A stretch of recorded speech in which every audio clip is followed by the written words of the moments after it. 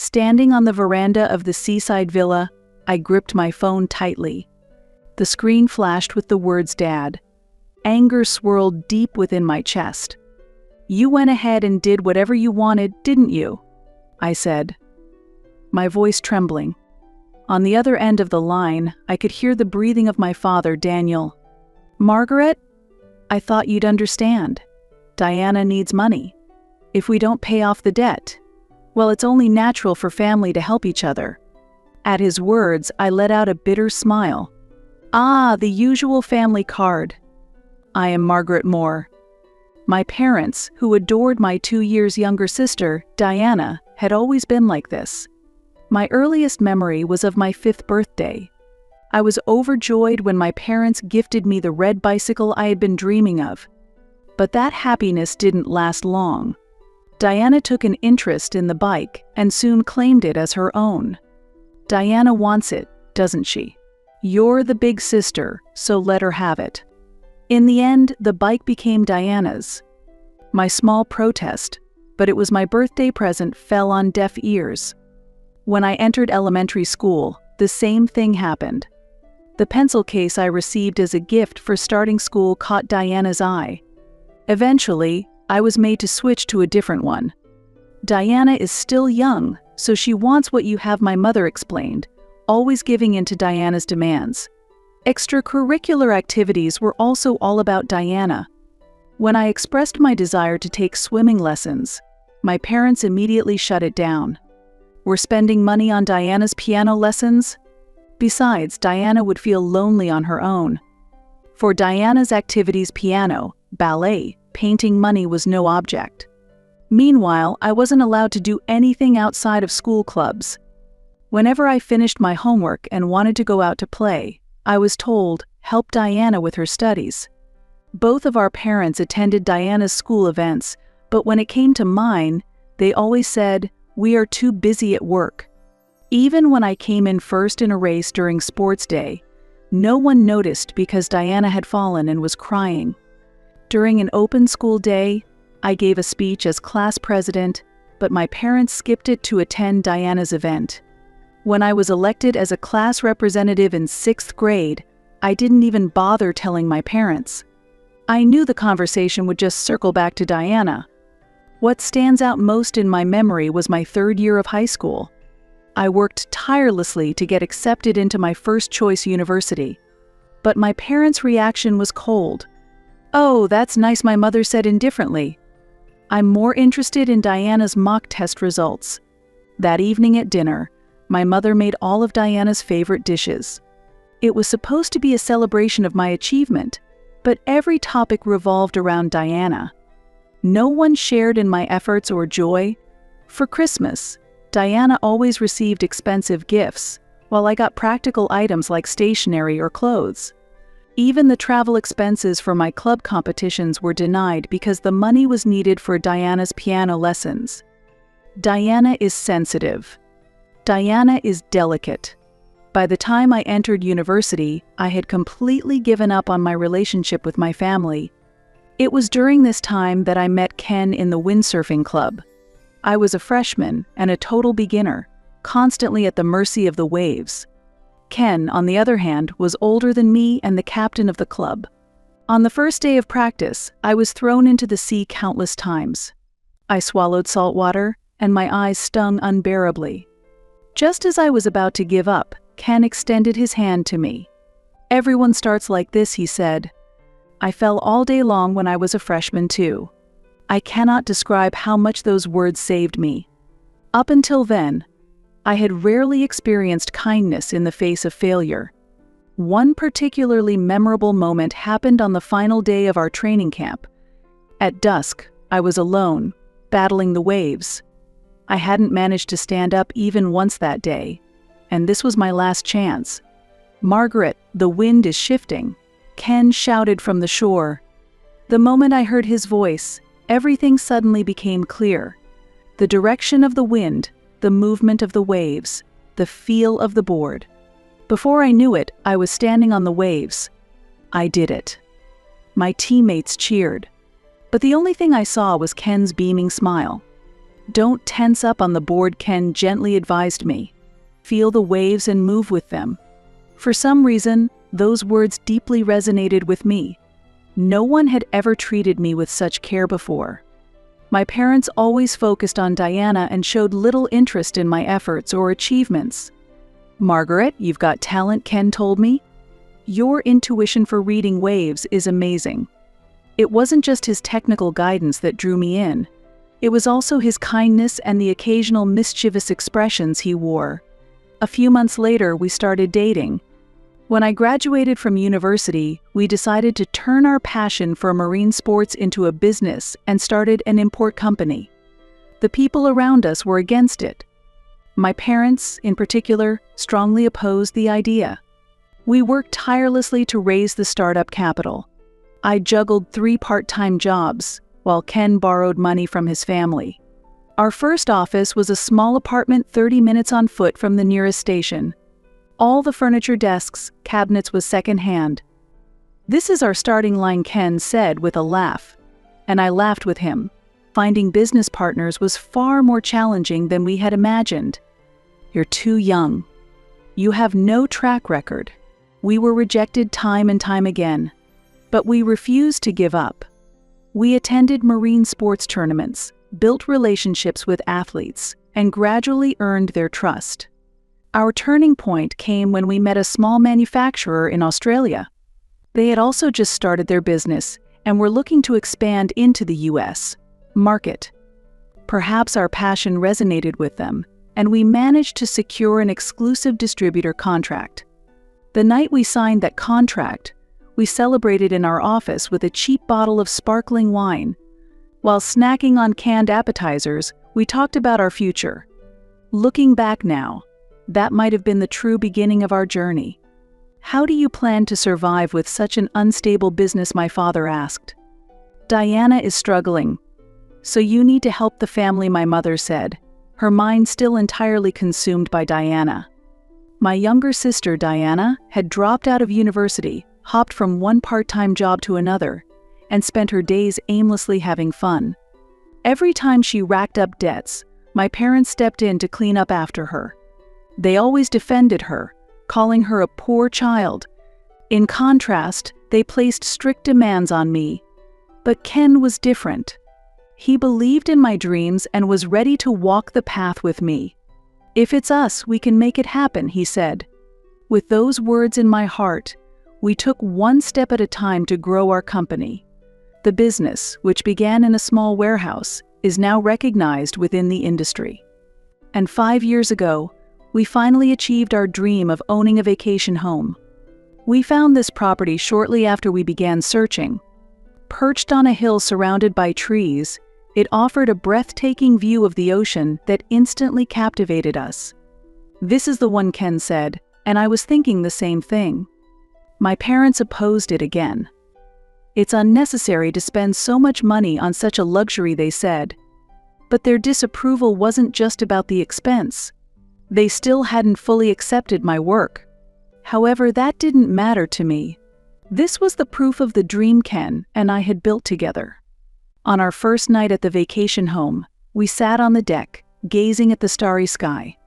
As we listened to the sound of the waves, Ken held my hand. "Margaret, let's grow old together here." Those words still warm my heart today. But everything started to crumble with a single phone call from my father. It was the morning of the second day after I returned from a business trip to Southeast Asia. I was visiting the vacation home. "Margaret, I need to talk to you," my father said, his tone carrying a hint of forced confidence. "Did something happen?" I asked casually. At that moment, I had no idea I was about to be pulled back to harsh reality in such a way. "It's about your vacation home," my father began. His words immediately gave me a sense of unease. "The vacation home? What about it?" "I've already sold it. The ownership transfer will take place next month." For a moment, I couldn't grasp the meaning of his words. "Sale? Transfer? Our precious vacation home? What are you talking about?" My voice trembled. "Diana is in trouble. She failed at an investment and now has $200,000 in debt, my father explained, his tone sounding like an excuse. And what does that have to do with our vacation home? Anger burned hot in my chest. Margaret, I thought you'd understand. Diana needs money. If we don't help the collectors, you went ahead and did whatever you wanted, didn't you? I said in an icy voice. My grip on the balcony railing tightened. You barely even used the vacation home, my father said, his tone growing more forceful. Diana's life is at stake. Is a vacation home you rarely use more important than your sister's life? That's Diana's problem, I replied, struggling to keep my trembling voice steady. To sell the vacation home without our consent. How did you even manage to proceed with the sale? I sensed a moment of hesitation in my father's response. I had your signatures, and the documents were already prepared. You forged them. My heart pounded as the gravity of my parents' actions began to sink in. Margaret, listen to me. Diana isn't at fault. She was just tricked. No, this is a crime. An unauthorized sale is fraud. My voice was cold. I'm contacting the police. I heard my father gasp on the other end of the line. The police? Don't be ridiculous. How can you bring a family matter outside? No, this isn't just a family matter. It's a crime, I said firmly, gripping the railing tighter. Dad, Mom, it's time you stopped cleaning up Diana's messes. Before me stretched the vacation home that Ken and I had worked so hard to save for over the years. It was the place where we dreamed, windsurfed, and gazed at the stars while sharing our hopes for the future. Margaret, we're family, aren't we? Helping each other is what family does, my father pleaded, his voice shifting to a tone of desperation. Yes, we're family, I said, letting out a deep sigh. And that's why I have to report you and Mom for fraud. As I ended the call, only the sound of the waves remained in the air. The salty breeze cooled my flushed cheeks. I couldn't believe my parents had sunk this low. Their twisted devotion to Diana had finally crossed an unforgivable line. Perhaps, in part, I was to blame for not stopping them sooner. But enough was enough. I slipped my phone into my pocket and returned inside the vacation home. An hour later, my phone rang again. This time, it was Ken. Margaret, are you okay? Hearing his voice, I felt a little calmer. Yes, I just finished talking to my father. I got a call from the potential buyer, Ken said, his voice steady. It turns out they're one of my younger friends from university. When I explained the situation, they understood immediately. The sale has been called off. I let out a deep sigh of relief. At least that was one problem solved. Thank you, Ken. I also heard from the police. They found the forged documents your parents used. His words made my chest tighten. How far are you willing to fall, Dad and Mom? Ken arrived at the vacation home later that evening. Even in the middle of his workday, he had come to check on me out of concern. Are you okay? He asked, his gentle voice bringing me a much-needed sense of comfort. Ken gently embraced me. Within his arms, the tears I had been holding back finally spilled over. Why? Why would they do this? Do they think they can do anything as long as it's for Diana? Margaret. Ken stroked my hair as he spoke softly. You've done nothing wrong. In fact, I'm proud of you for standing your ground. Those words soaked into my heart. The following day, the police launched a full-scale investigation. My parents were subjected to questioning on charges of attempted fraud. My mother called me repeatedly, but I didn't answer. A week has passed since then. On the deck of the vacation home, we watched the sunset over the ocean. The sound of waves crashing against the shore quietly soothed my heart. I remember Ken said quietly, "The day we found this place." I remembered too. The day we toured the property, we decided on the spot. Though the house was old, fixing it up became part of our memories. We repainted the railings, replaced the floorboards, and renovated the kitchen. Every bit of work was done by the two of us. Sometimes we argued, But even those moments now feel nostalgic, Margaret Ken said, holding my hand. We're in this together. Whatever challenges come our way, we'll face them as a team. I nodded. My relationship with my parents may never return to what it once was. But that's okay.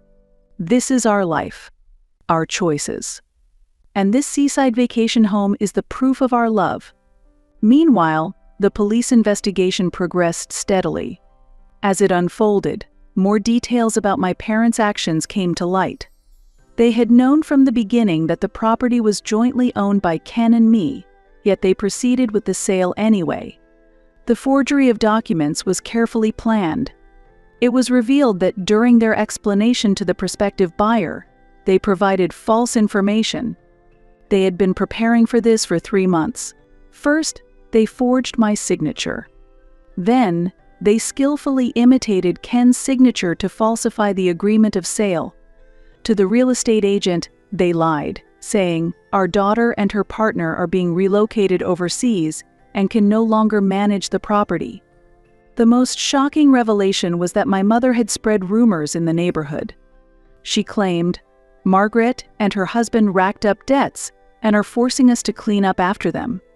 She was willing to tarnish her own daughter's reputation just to protect Diana.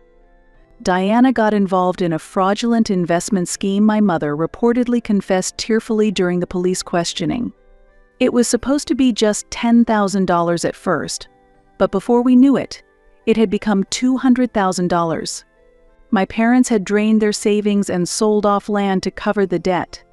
Even that wasn't enough, so they tried to sell our vacation home to make up the difference. Diana isn't to blame, my mother insisted during questioning. She was just tricked. She's not as smart as Margaret. It was said that even the officer conducting the interrogation was left speechless by her words. My emotions were complicated. I could hardly believe my own parents had resorted to such actions. Then one day, Diana contacted me. "How could you do this, sis? Turning our parents over to the police is cruel." Her victim mentality was as present as ever. I responded calmly. "Diana, do you realize they tried to sell the vacation home Ken and I cherish just to cover your debt? That's a crime. But we're family, aren't we? I'm really struggling here. It's time you started taking responsibility for your actions. I'm done cleaning up after you." After hanging up, an overwhelming fatigue washed over me. Since childhood, Diana had been coddled by our parents. While I studied diligently and worked hard at my job, Diana lived recklessly, relying on our parents to bail her out every time she failed. I'd lost count of how many times Diana had racked up debt. It started with a student loan during her first year of college. Initially, it was a small amount, $3,000 from a consumer finance company. Her reason? To go shopping for luxury brands with friends? Instead of scolding her, my parents excused her behavior, saying, "She's just a young girl, it can't be helped," and paid off the debt immediately. 2 months later, we discovered she had misused her tuition money. It had been spent on trips with friends and new clothes. My father dipped into his savings to cover the $30,000 shortfall. Diana lacks life experience, they said. It's natural she doesn't understand the value of money. Rather than reprimand her, my parents defended her with excuses. In her 3rd year, Diana abruptly announced she was dropping out of college. Her reason? "I can't keep up with the classes." Shortly after, she began working part-time at a restaurant. There, she started dating a customer. Eventually, he introduced her to an investment scheme, and she lost $38,000. "You wouldn't understand, Margaret." "Because you're so smart," Diana said, glaring at me as if I were the problem. "He's the only one I have." My parents begged her to break up with him and managed to persuade her, but once again, they paid off her debt. Their retirement savings were nearly depleted. And now, this. Duped by another fraudulent investment scheme, Diana had accrued $200,000 in debt. This time, my parents had no means left to cover it. So they turned to selling our vacation home. They spoiled her too much, I had always pointed out.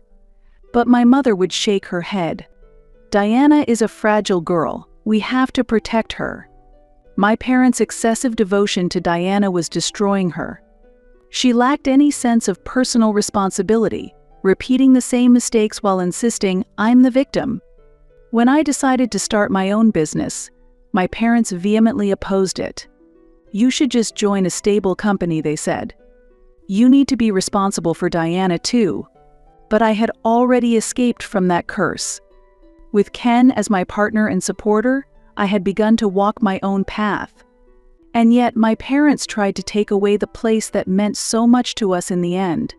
The total debt, as far as I knew, exceeded $400,000. Every time, my parents defended Diana as the poor girl and continued to clean up her messes.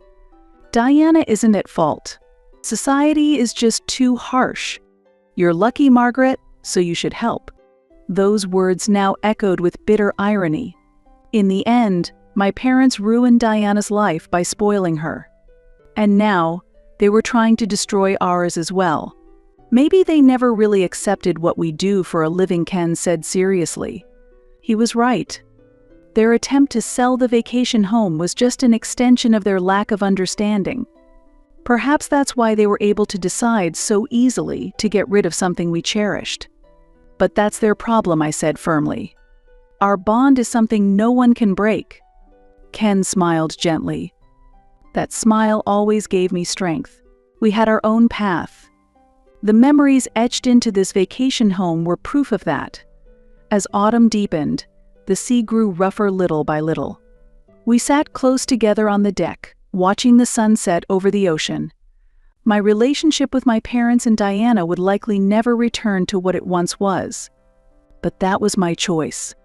The final report from the police arrived with the onset of winter. My parents were prosecuted and received a suspended sentence. I discarded their apology letters without reading them. Sometimes, forgiving only enables the repetition of wrongdoing. That was a lesson I had learned. A year has passed since then. According to a neighbor who spoke to my mother's friend, my parents are still struggling to repay their debts. After the fraudulent sale of the vacation home was exposed, my father had to resign from his job. My mother now juggles 3 part-time jobs. Early mornings at a warehouse, packing at a food factory during the day, and working the register at a 24-hour supermarket at night. I heard the Moores are having a tough time. I overheard a housewife gossiping near the supermarket register where my mother worked. "She has lost so much weight.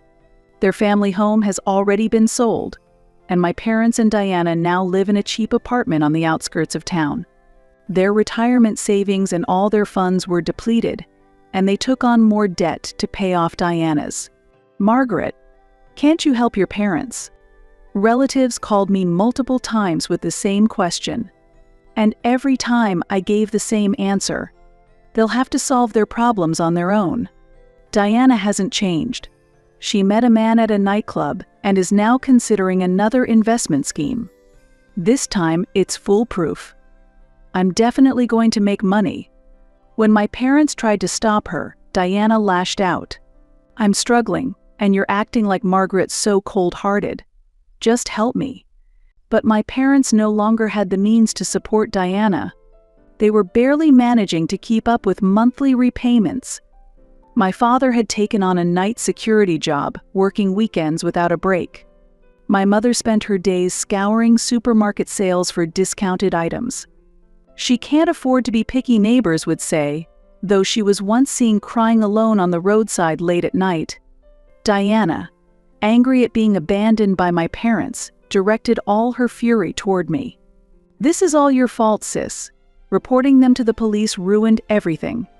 We could have solved it all just by selling that stupid vacation home." One day, I ran into my mother at the supermarket. She was unrecognizable, her hair now white, her back hunched. When our eyes met, she hurried away, avoiding me. Her shopping basket was filled with soon-to-expire, discounted food items. My father, meanwhile, reportedly collapsed during his late-night security shift. The diagnosis was overwork. Still, he returned to work without rest, knowing that if they fell behind on payments, the collection calls would never stop. At the end of the year, I received an email from Diana. "Margaret, lend me $50,000. I promise I can turn everything around with it." She had maxed out her consumer loans. Her credit cards were unusable. There was no one left, friends or acquaintances she could borrow from. Cornered, Diana was turning to me for help. I didn't reply. Instead, I sent my parents information on counseling and debt relief services. That was the most I could do for them now. Why didn't we realize what was happening before it got this bad? The words of my mother's friend lingered painfully in my heart. But this was the path my parents had chosen. Their blind devotion to Diana had ultimately brought the entire family to ruin. I sighed deeply as I gazed out at the ocean at night. Ken came up behind me and gently placed his arms around my shoulders.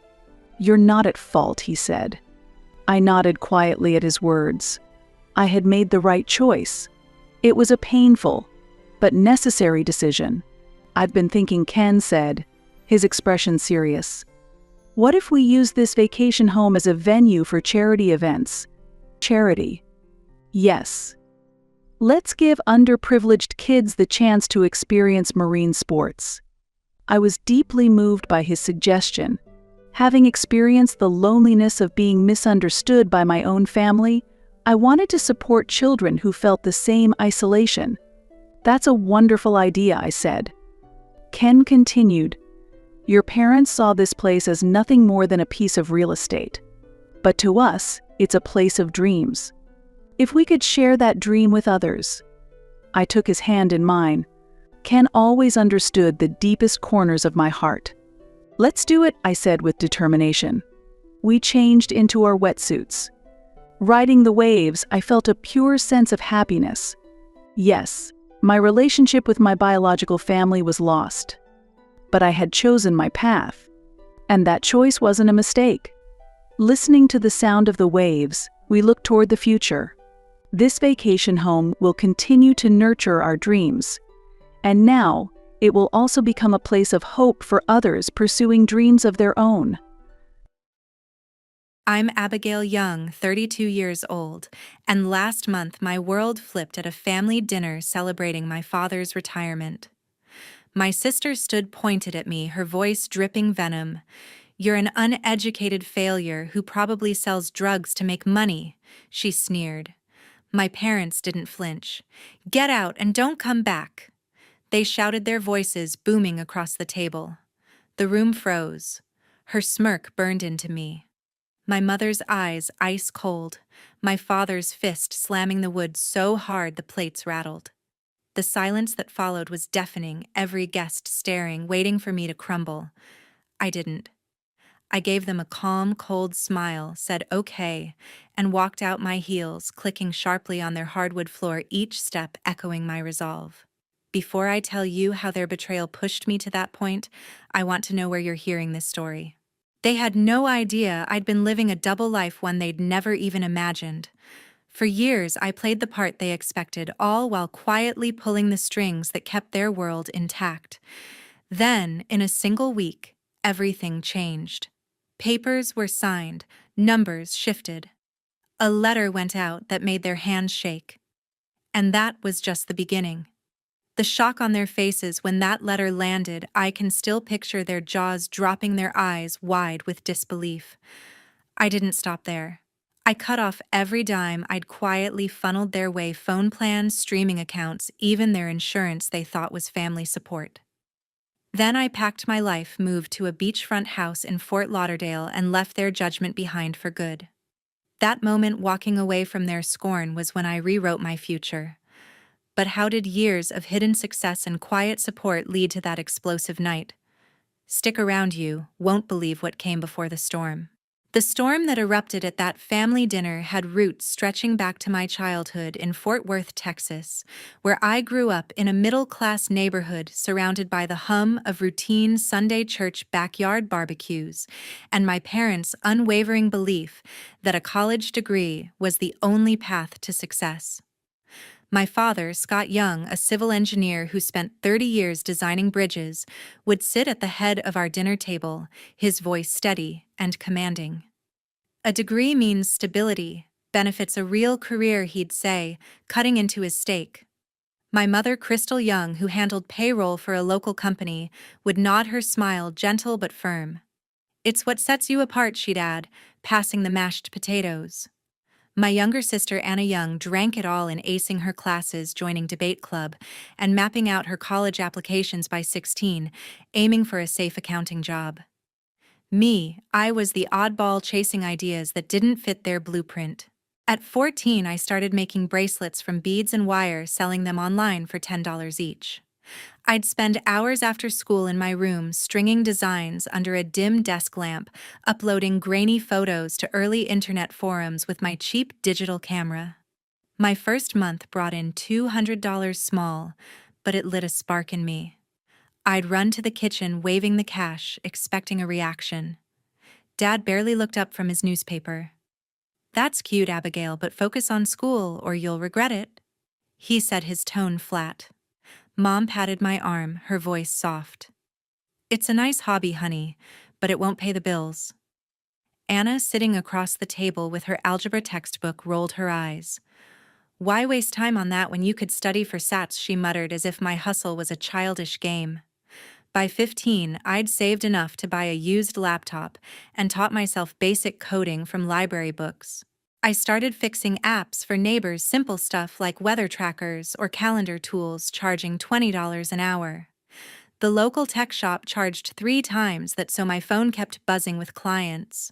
One neighbor, a retired teacher, paid me $500 to rebuild her book club scheduling app. I stayed up until 2 a.m. debugging it, my fingers cramped from typing. When I showed my parents the money, proud of my work, Dad scoffed.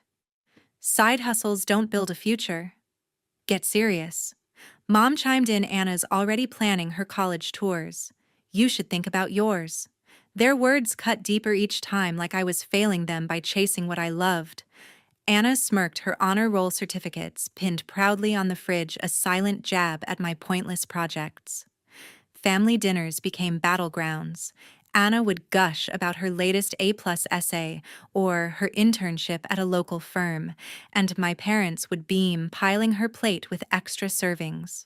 When I mentioned selling 30 bracelets in a week, or fixing an app for a cafe down the street, they'd pivot, talking about the weather or needing milk. That fire ignited in me during those late-night coding sessions pushed me to take the leap at 18, enrolling in community college to appease my parents. They saw it as the smart move, a bridge to a stable career like Anna's. I attended classes in basic business and intro coding, sitting in crowded lecture halls, but the material felt stale, textbook theories from instructors who'd never launched a product. The rigid schedule clashed with my need to create, and after one semester I realized it was holding me back. I gathered my courage and told my parents I was dropping out to pursue coding full-time. Dad's face reddened, his voice booming. "You're throwing your life away." Mom wiped her eyes, pleading, "We raised you better. What will people think?" Anna, visiting from her university, crossed her arms. I knew she'd quit. Their reaction crushed me, but I packed my bags with the $2,000 I'd saved from those teen gigs and left. I rented a tiny studio apartment on the outskirts of Fort Worth, the sort with creaky floors and neighbors who argued at all hours. Rent ate $500 a month, leaving little for anything else. I survived on ramen packets and canned soup, skipping meals when cash ran low, and wore the same thrift store jeans for weeks. Mornings kicked off at 5 a.m. with black coffee from a cheap maker. Then I'd dive into self-taught coding on my outdated laptop. I scoured online forums like Stack Overflow and Codecademy for free tutorials, practicing by building basic scripts, a calculator tool, a to-do list app. No mentor guided me. It was trial and error hours, debugging lines that wouldn't run. My first major project was an app connecting local freelancers with clients, something I thought could fill a gap in Fort Worth's growing gig economy. I spent weeks designing the interface, learning UI basics on the fly, and coding the backend in Python. Launch day arrived and I promoted it on local Facebook groups. Initial signups came in, but the app crashed under even light traffic server errors I hadn't foreseen. Users flooded my inbox with complaints, lost my profile data, can't log in. I issued refunds, burning through my savings, $5,000 gone in a month. The failure hit hard. I spent nights staring at the ceiling, questioning if Dad was right. To keep the lights on, I turned to freelance coding jobs, advertising on Craigslist and Upwork for $30 an hour. It was inconsistent. Some weeks I'd land 3 clients making $800, others barely $300. One job was for a bakery owner wanting an online ordering system. I worked 2 weeks straight integrating payment gateways and testing cart functionality, but the client demanded endless changes, extending the deadline and straining my patience. Another gig came from a mechanic shop needing a customer database for appointments. I learned SQL overnight, building queries to track bookings, but a data loss bug almost lost me the contract. I fixed it at 3 a.m., sweating through the night. My second venture was a budgeting app for students inspired by my own tight finances. I researched by surveying forum users, identifying needs like expense tracking and alerts. The prototype looked promising with a clean dashboard and goal-setting features. I launched it on app stores with a small ad budget from freelance earnings. Downloads trickled in, but feedback revealed usability flaws, confusing navigation, slow load times. Revenue peaked at $200 the first month, not enough for rent. Competition from established apps like Mint buried mine. I iterated, adding notifications and charts, but it was too late. The app fizzled. Teaching me market research meant more than surveys. It required early testing and adaptation. The third attempt was an inventory tracker for small stores, building on lessons from the previous flops. I incorporated user feedback from the start, beta testing with a few freelance clients who gave thumbs up. Launch went smoother with decent downloads, but a sync bug caused inventory data to vanish for users. Complaints poured in, lost my stock list. I patched it over weeks, but trust eroded and revenue dropped to zero after $400 initial. That one stung the most. I'd invested hope as much as time. Lying awake in my dim apartment, I replayed the failures, each one a harsh teacher. Debug, thoroughly research markets, deeply anticipate user pain points. Throughout family calls, added salt to the wounds. Mom would ring asking if I was eating well, then slip in, "College is still an option, dear." Dad emailed job postings requiring degrees, noting, "This could be a stable start." Anna texted photos of her campus parties, captioned, "Real success looks like this." I hid the struggles, replying, "Things are fine," while scraping by on freelance scraps. Each setback built my resilience. No classroom could teach that. The isolation fueled determination, pushing me to code better, think smarter. One evening, after a grueling freelance fix, an email popped in from a small business owner interested in a custom inventory app. It promised steady work, a potential turning point. But that same day, Dad called, his tone sharp. "When are you going back to school? This phase has gone on long enough." His words lit a fuse. I hung up, opened my laptop, and vowed to make this opportunity my breakthrough, no matter the cost. Dad's call, questioning my phase, only hardened my resolve, and I threw myself into that client email, turning it into the foundation for something bigger. The business owner, a local eco-enthusiast running a recycling center, needed a custom app to track inventory and connect with suppliers. I took the job for $400, but I saw opportunity. Over the next 2 weeks, I built the prototype, incorporating features like real-time updates and user dashboards. The client loved it, paying on time and referring me to 2 more businesses. Those gigs brought in $800, enough to cover rent and buy a better laptop. I used the momentum to pivot from freelance fixes to my own project, drawing on the lessons from my earlier flops. I conceived EcoLink as a platform linking users to green services solar installers, recycling hubs energy auditors in Fort Worth's emerging eco scene. Starting with a minimum viable product, I coded a basic directory with search filters using Python for the backend and JavaScript for the front end. I hosted it on a low-cost server, testing every feature to avoid the crashes that sank my previous apps. Launch was low-key posts on local Facebook groups and environmental forums. Downloads started slow: 10 the first week, 20 the next, but users liked the simplicity. I iterated quickly, adding ratings and maps based on feedback from those early adopters. The breakthrough hit when a popular environmental blogger discovered it through a forum thread. She reviewed EcoLink on her site, calling it a must-have for sustainable living in Texas. Her post exploded in eco communities, driving thousands of downloads overnight. Revenue surged from premium listings, businesses paying to be featured hitting $10,000 in the first month. I couldn't believe it. For the first time, my bank account had a buffer. I celebrated alone with a takeout pizza, but the high was short-lived. I knew scaling was next.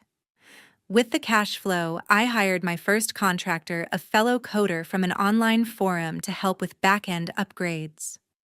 We expanded EcoLink to include user profiles and recommendation algorithms, making it more than a directory, a community hub. Downloads climbed to 10,000, and revenue doubled the next month. I incorporated the company, renting a small office space in a co-working building downtown Fort Worth. By year 2, I had 5 full-time employees, 2 developers, a marketer, and support staff. We added partnerships with local green businesses, taking a commission on referrals. The app went statewide, connecting users in Dallas and Austin. As growth accelerated, challenges piled up. A server overload during a viral campaign forced me to work 48 hours straight, migrating to a cloud service while answering user emails. We lost some partnerships when a competitor undercut our rates, so I drove to meetings personally, negotiating better terms and strengthening ties. Cash flow issues hit when expansion outpaced income. I went without salary for 2 months, negotiating extended payments with vendors. These hurdles taught me financial discipline. No college course could match that hands-on grind. By year 3, EcoLink had 45 employees with offices in a converted warehouse. We hit 1 million downloads, and revenue crossed the 7-figure mark. I became the executive, turning down acquisition offers from bigger tech firms. To keep control, I wanted to steer the vision toward national expansion. Features like AI-driven sustainability tips and integration with smart home devices kept users engaged. A profile in a business magazine highlighted our impact, bringing investor interest, but I stayed independent. Through it all, I kept my success hidden from my family. They'd ask about my job, and I'd say, "Business is okay," downplaying the scale to avoid their skepticism. Calls home were brief. Mom would update me on Anna's promotions, Dad on his projects, but they never asked details about mine. It hurt, but I told myself it was better than their judgment. One evening, after closing a major partnership, I overheard Mom on the phone with a neighbor. "Abigail's doing some internet thing, lucky for her, but it's not a real career." Her words reignited the old pain, making me question if anything would change their view. Mom's overheard comment about my internet thing being luck-stung like a fresh cut, but it also ignited a quiet determination to help them in ways they couldn't ignore, even if anonymously. As EcoLink grew, generating steady revenue, I started funneling money back to my family without them knowing. It began with Mom's cancer diagnosis in 2017, right as the app hit its first major milestone.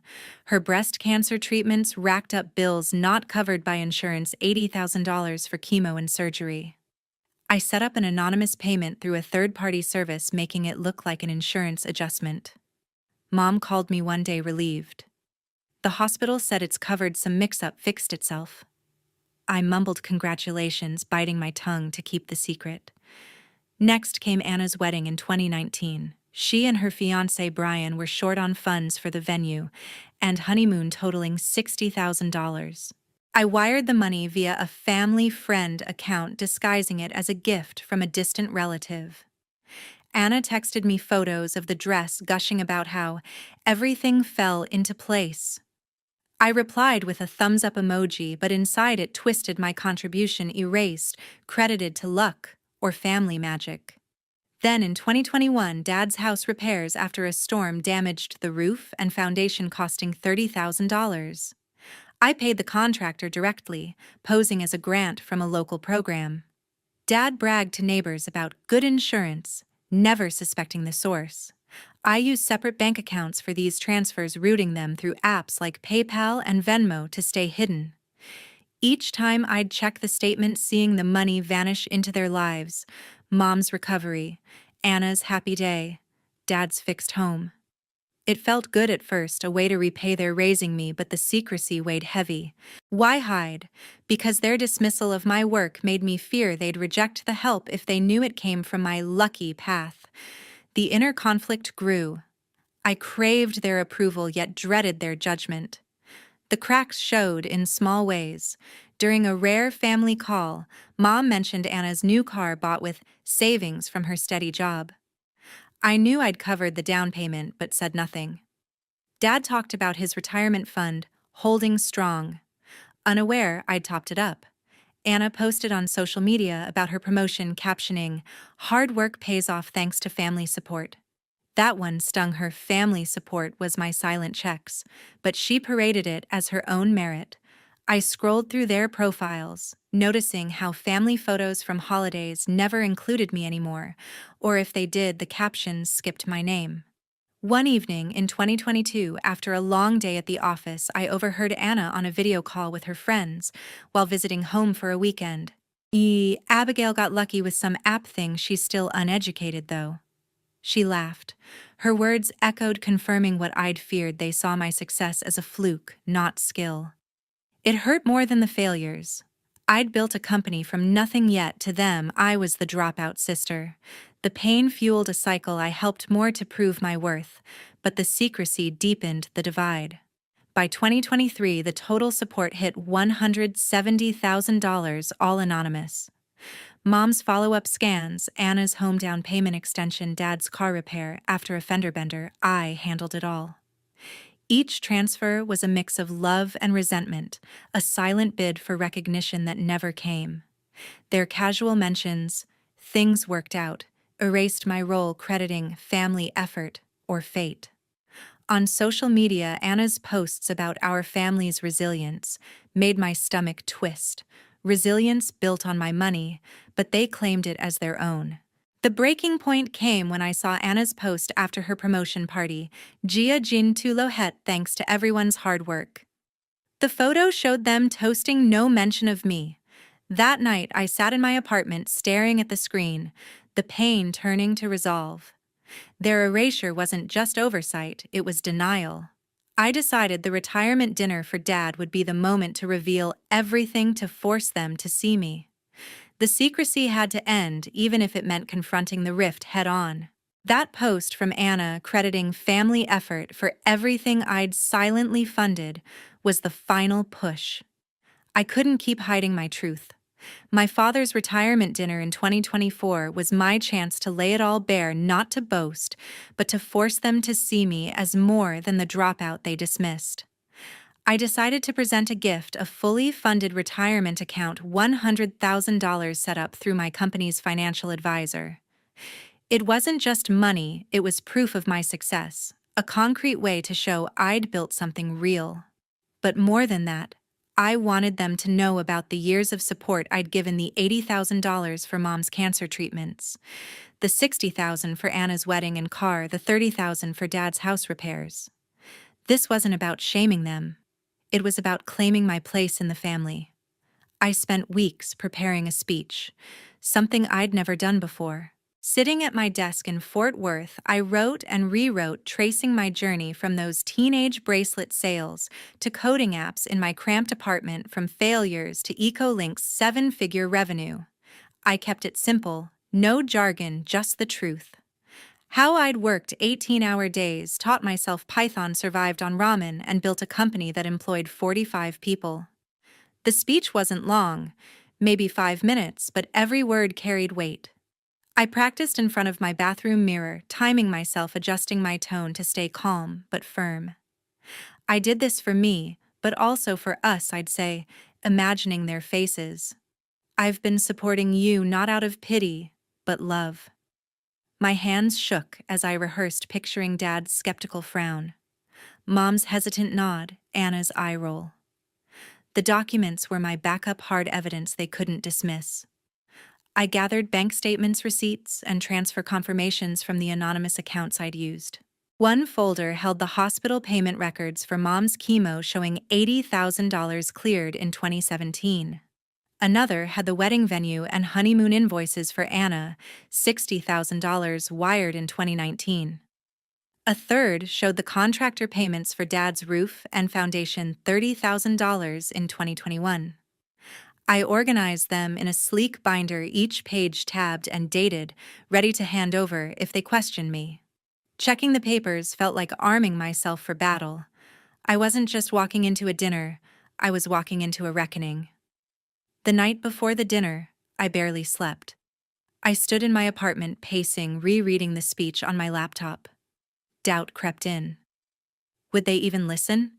Dad's voice echoed in my head. Focus on school, or you'll regret it. Anna's smug, Abigail got lucky, stung anew. What if they laughed? What if they turned it against me? I pushed the thoughts aside, focusing on the binder, the speech, the gift. This was my last try to be accepted as an equal, to bridge that canyon between us. I ironed my dress, a simple navy one I'd worn to client meetings, and packed the binder and gift paperwork in my purse. My heart raced as I visualized the moment, setting the binder on the table, speaking my truth, watching their faces shift from doubt to realization. The morning of the dinner, I drove to a coffee shop to clear my head. Sitting with a latte, I ran through the speech one last time, whispering the lines under my breath. A barista noticed, smiling. "Big presentation today?" she asked. I nodded, not explaining it felt too personal. Back home, I checked the binder again, ensuring every receipt was in place. The retirement account paperwork was crisp, signed by the advisor, a tangible symbol of my success. I told myself this wasn't about proving them wrong, it was about proving me right. But deep down, I wanted their respect, maybe even their pride. As the afternoon sun dipped, I got ready, my hands steadying as I applied mascara. I looked in the mirror, no longer the unsure teen hiding coding books. I was a woman who'd built a tech empire, who'd carried her family without credit. The speech, the gift, the documents, they were my stand. Driving to my parents' house, my knuckles white on the steering wheel, my pulse thundered.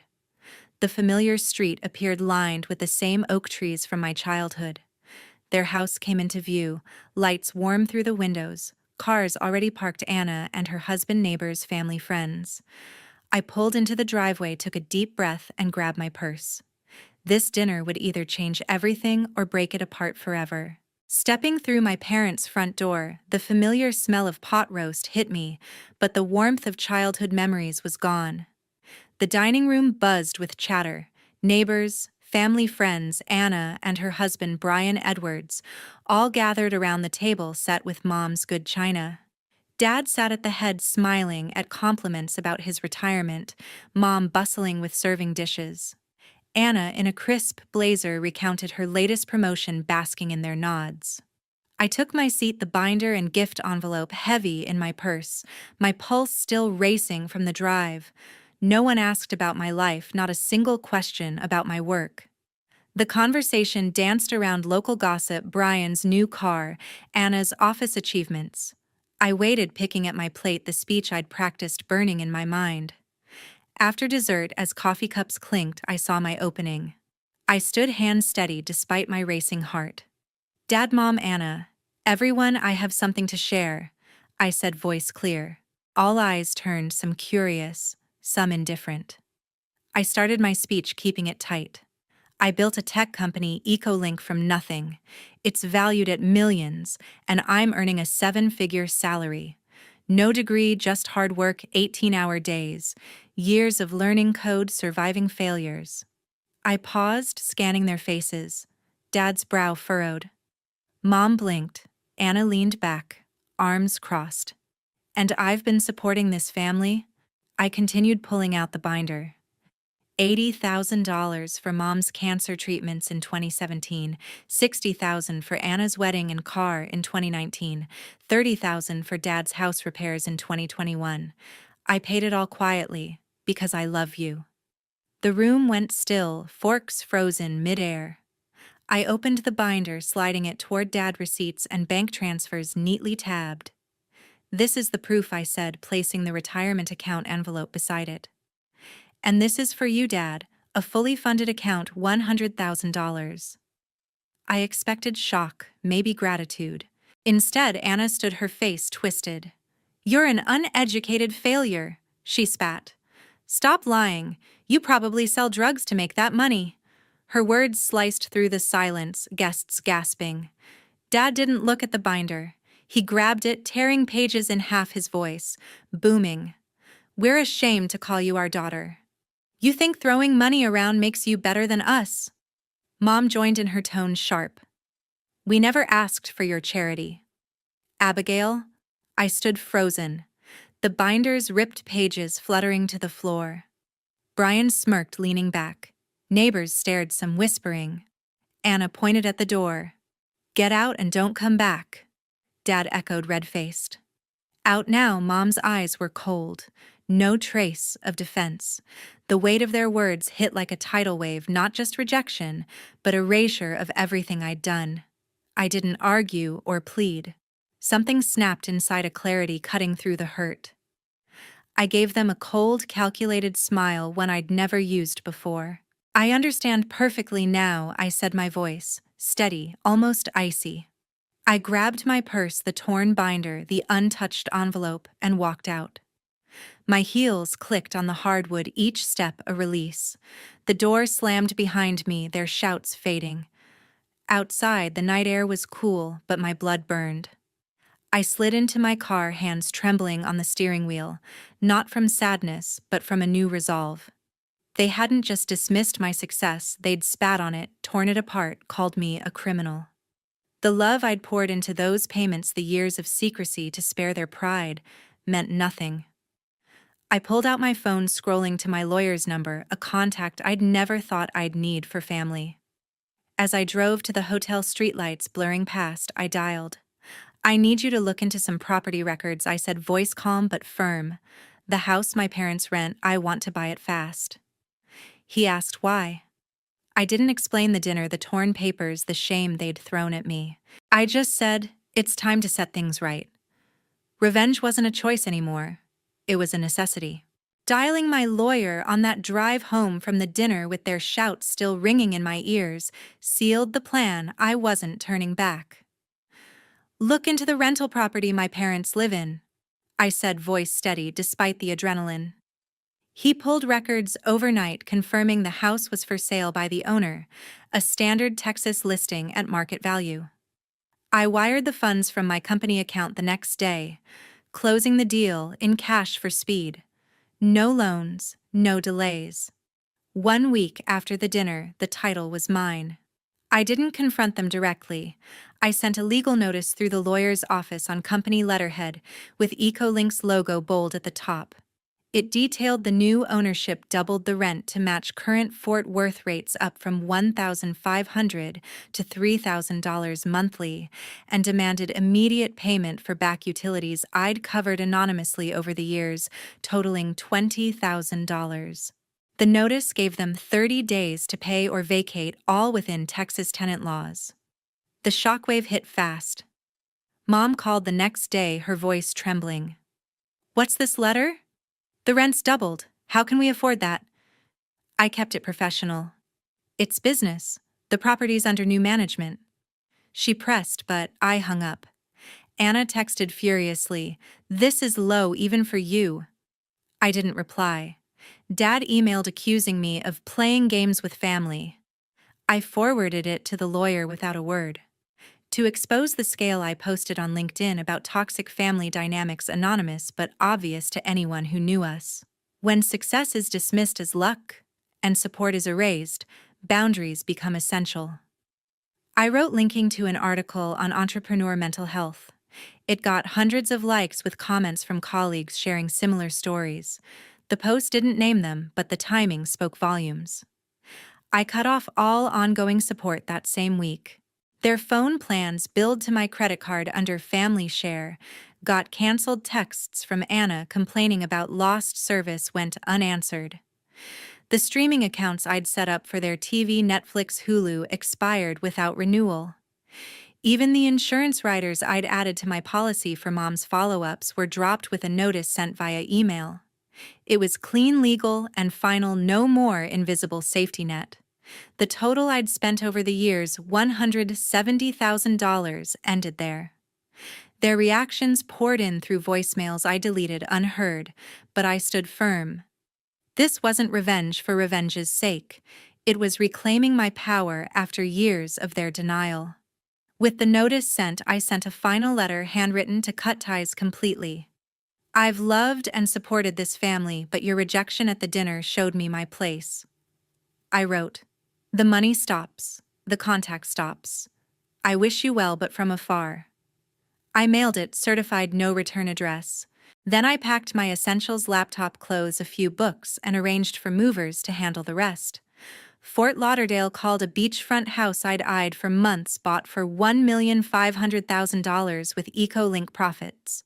The closing was quick, and I drove down the Texas skyline, fading in my rearview. In Fort Lauderdale, the salt air hit me as I unlocked the door to my new home, a 2-story modern build with ocean views. I converted the spare room into an office, setting up dual monitors for remote EcoLink work. The first days were raw therapy sessions with Dr. Andrea Torres, a local specialist in family trauma, helped unpack the dinner's fallout. "Their words reflect their insecurities, not your worth," she said in our virtual calls. I journaled the patterns, Dad's lectures, Mom's passive nods, Anna's taunts, all rooted in their fear of my unconventional path. Sessions shifted from pain to processing, recognizing how their undervaluing had driven my secrecy. Routine became my anchor.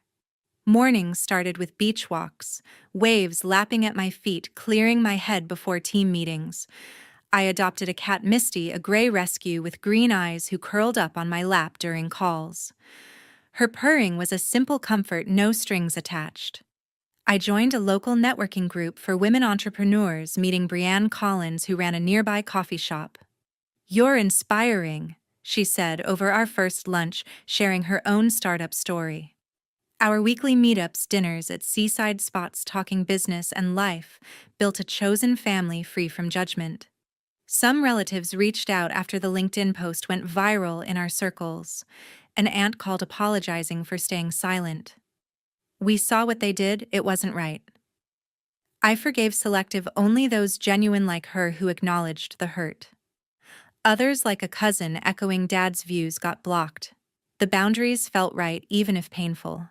I don't regret them, but healing from family rejection takes time. Therapy sessions remind me it's a process, not a switch. As the dust settled, I reflected on the journey. Their betrayal at the dinner wasn't the end, it was the start of my real freedom.